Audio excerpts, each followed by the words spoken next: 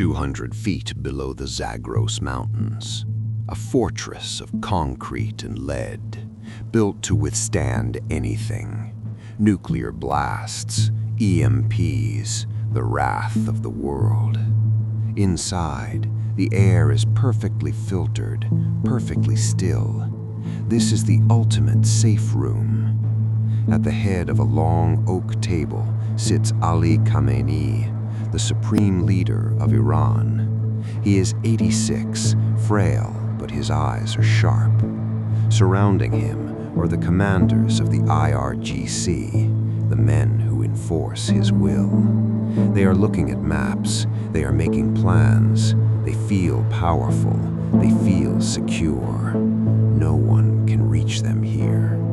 That is what they believe, but they are wrong. The clock is ticking. 10 minutes. 10 minutes left in an era. 8 minutes left. 40,000 feet above the mountains, the air is freezing. The sky is empty on Iranian radar.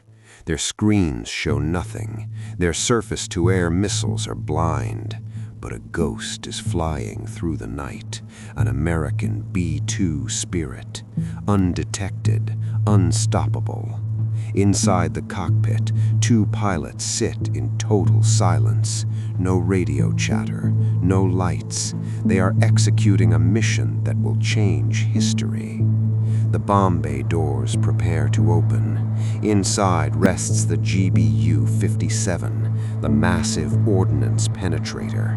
30,000 pounds of hardened steel and high explosives, designed for one purpose: to crack open the earth, to turn a bunker into a tomb. 6 minutes. Deep underground, the supreme leader speaks. The room falls instantly silent. He tells his generals not to fear the West. He tells them the great Satan is weak, divided, afraid. He leans back in his leather chair. He thinks of his legacy. He outlasted decades of sanctions. He survived uprisings and assassins. He built an empire of resistance. Here, buried beneath thousands of tons of rock, he is invincible. He smiles, a thin, cold smile. He takes a sip of his tea.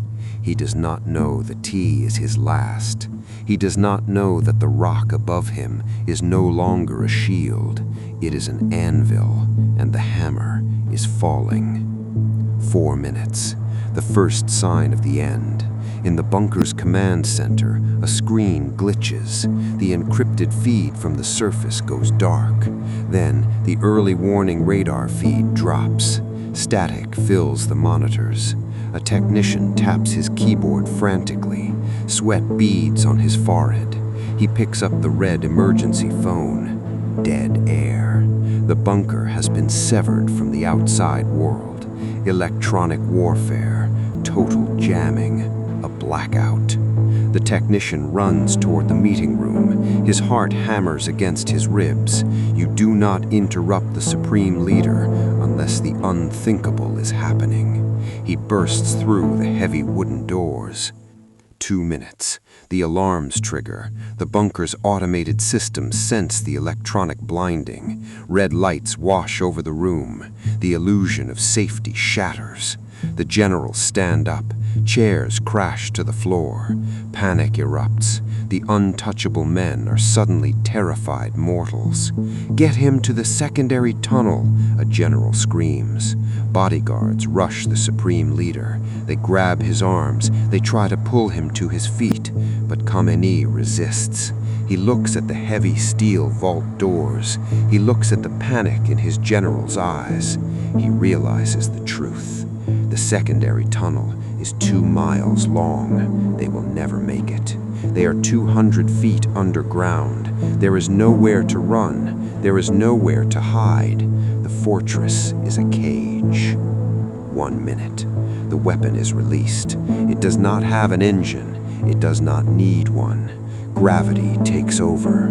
30,000 pounds of destruction accelerates toward the Earth, guided by lasers precise to the inch. It breaks the sound barrier. It becomes a meteor of man-made fury. Back in the bunker, the screaming stops. The reality of the moment crushes the room. Khamenei pulls his arms away from his guards. He straightens his robes. He sits back down in his chair. He folds his hands on the table. If he is going to die, he will not die running. He looks up at the ceiling, waiting for the sky to fall. 0. The GBU-57 strikes the mountain. It does not explode on contact. It punches through the solid granite. It slices through the reinforced concrete. It penetrates the lead shielding. Down, down, down, right into the center of the room. Then the fuse triggers. The explosion is contained underground. The force has nowhere to go but inward. The heat instantly vaporizes steel.